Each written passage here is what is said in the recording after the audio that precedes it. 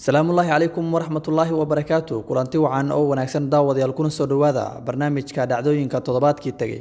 وجماعة كاستهادان وقلات كداوتان رجال ميديا برنامج كان أو إنه كفلق إنه دعدوين كي وحي سهبنا تضبات كاسي كدع يجودهان عالمك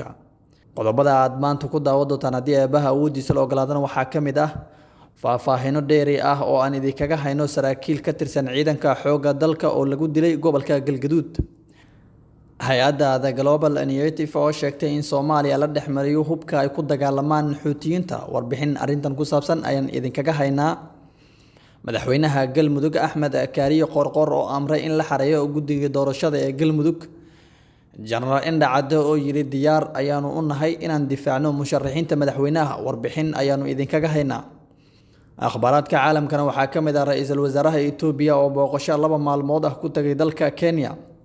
talaalka COVID-19 oo si rasmi ah ugu bilaamay dalka UK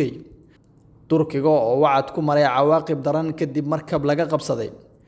iyo qofkii ugu horeeyay oo madow ah oo loo magacaabay xokayaha difaaca ee Mareykanka daawadeel qodobadaas iyo qodobo kale oo xiiso leh ayaad ku daawan doontaan balse marka hore isagii oo faahfaahsan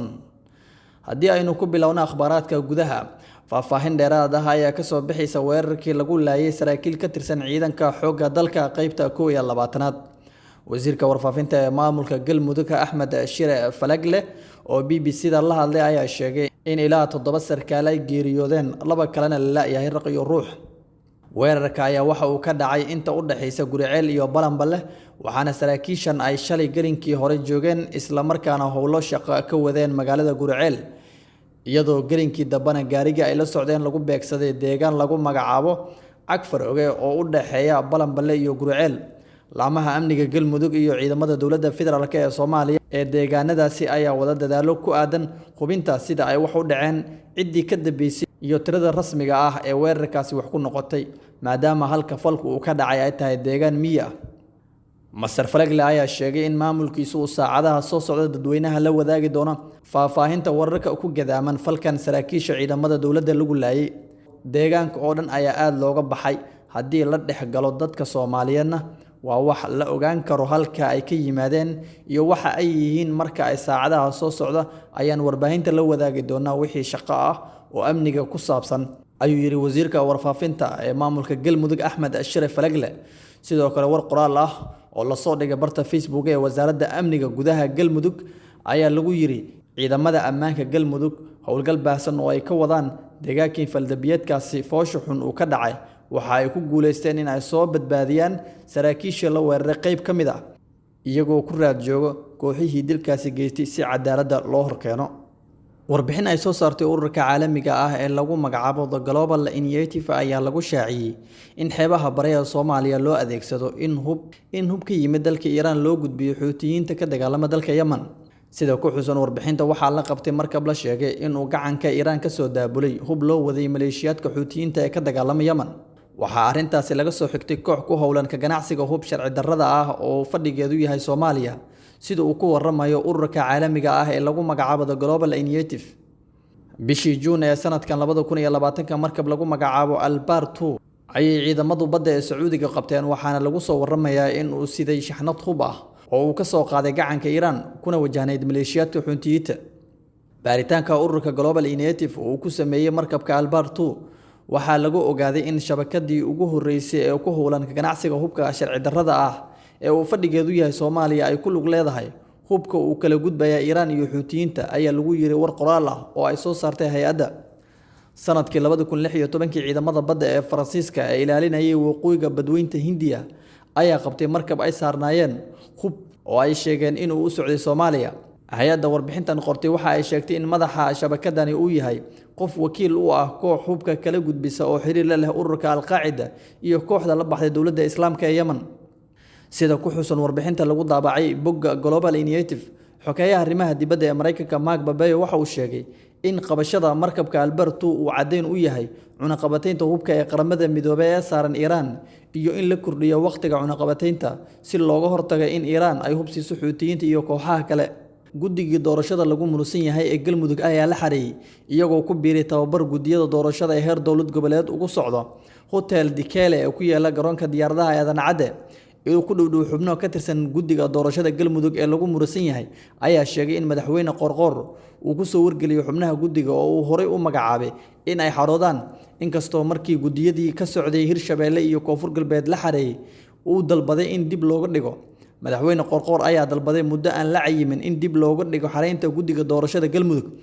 taasoo loo arkayay mid uu ku muujinayay dhexdhexaadinta uu waday in ay ka hor imaanaysay haddii la xareeyo guddiga doorashada. Balse saacado uun kadib go'aan uu gaaray in guddiga la xareeyo ayaa la ogeyn in ay tahay culays ugu yimid dhanka dowladda federaalka. Tallaabadani uu madaxweyne Qorqor ku go'aansaday in la xareeyo guddiga doorashada ayaa meesha ka saaraysa dhexdhexaadintii uu ka dhex waday midowga musharaxiinta iyo madaxweyne Farmaajo, iyadoo markii horeba ay jirtay musharaxiinta qaar oo doodgeliyay inuu daacad ka yahay dhexdhexaadinta uu wado. Jenaraal Yuusuf Maxamed Indhacade ayaa sheegay inuu diyaar u yahay inuu difaaco musharaxiinta madaxweynaha ee shirka ugu socda Hotel Jazeera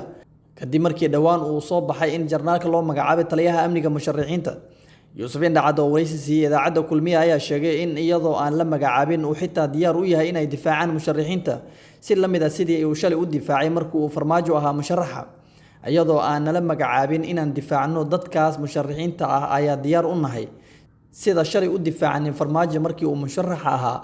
ayaan u diyaarsanahay inaan u difaacno musharaxiinta, ayuu yiri Jenaraal Yuusuf Indhacade. Waxa uu sheegay in musharaxiinta iyo madaxweynaha looga baahan yahay in xaaladda la dejiyo isla markaana aan cidna laga yeeli doonin in ay boobto sida uu hadalka u dhigay. Waxaan leeyahay madaxweyne Farmaajo, xoog kuma aadan imaan, boob kuma aadan imaan, lacag kuma aadan imaan. Dadkii Soomaaliyeed ee ku banaanbaxaya moraalkooda ilaali. Adiga kursiga ku fadhiya sida ay wax u socdaan ummadda kuma qanacsana, kumana qanci doonto. Cid wax boobi kartaa ma jirto, ayuu yiri Jenaraal Indhacade. Si kastaba ha ahaatee, xaaladda cakiran ee siyaasadeed ayaa waxaa dad badan cabsi ka qabaan inay gacan ka hadal isu beddesho marka loo eego sida labada dhinac ay u qaadayaan tallaabooyin iska soo horjeeda. Ra'iisul Wasaaraha Itoobiya Abiy Ahmed ayaa booqasho 2 maalmood ah ku tagay dalka Kenya isagoo gaaray magaalada Moyale ee ku taalla xuduudda waqooyi bari ee Kenya. Abiy Ahmed iyo Uhuru Kenyatta ayaa kulan ku leh magaalada Moyale, waxaana si wadajir ay xarig ugu wada jari doonaan mashruuca wadada ka baxda Kenya isla markaana aada Itoobiya, iyadoo wadadan ay fududeyn doonto isu socodka ganacsiga labada dal. Kulanka Abiy iyo Uhuru ayaa ku soo aaday xilli aad u muhiim ah oo ay xaalad siyaasadeed oo adag ay ka taagan tahay gobolka. Waxaa la filayaa in labada hogaamiye ay ka wada hadlaan arrinta Soomaaliya oo labada dal ciidamo ka socda ay joogaan oo ay qayb ka yihiin howlgalka Midowga Afrika ee nabad ilaalinta. Waa safarkii ugu horeeyay ee dibadeed ee Ra'iisul Wasaare Abiy Ahmed ugu baxo dalkiisa tan iyo markii uu bilaabmay xiisadda dagaal ee gobolka Tigreega oo ciidamada militariga dowladda Itoobiya ay awood ku maquuliyeen TPLF. Haweeney 90 jir ah oo lagu magacaabo Margaret Kenan ayaa noqotay qofkii ugu horeeyay ee UK laga tallaalo cudurka coronavirus. Tallaalkan ayaa lagu bilaabay dadka ay da'doodu ka weyn tahay 80 sano, waxa ayna bilow u tahay qorshaha lagu tallaalayo dad badan si looga hortago cudurka coronavirus. Ilaa iyo 70 isbitaal ayaa la qorsheeyay in laga bilaabo isbuucan tallaalka cudurka coronavirus. Margaret Kenan ayaa toddobaadkan u dabaaldegaysay dhalashadeeda 91aad iyadoo ay sheegtay in ay tahay hadiyadii ugu wanaagsaneyd ee ay dhalashadeeda hesho. Mashruucan ayaa ujeedkiisu yahay in la badbaadiyo dadka ay khatarta ugu badan soo wajihi karto.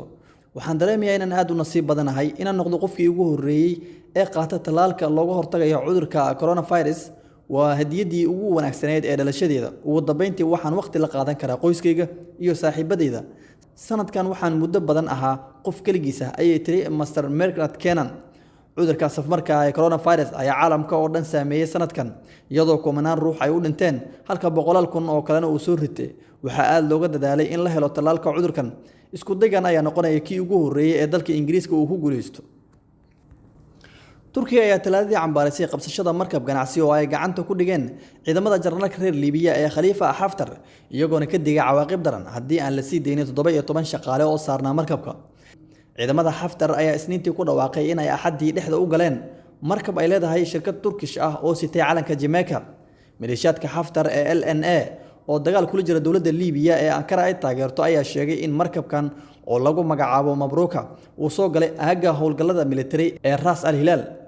markabka oo ay saarneeyeen shaqaale ka kooban 9 Turkish ah, 7 India ah iyo hal Azerbaijan ah ayaa loo kaxeeyay dekad si baaritaan looga sameeyo sida ay sheegtay kooxda LNA.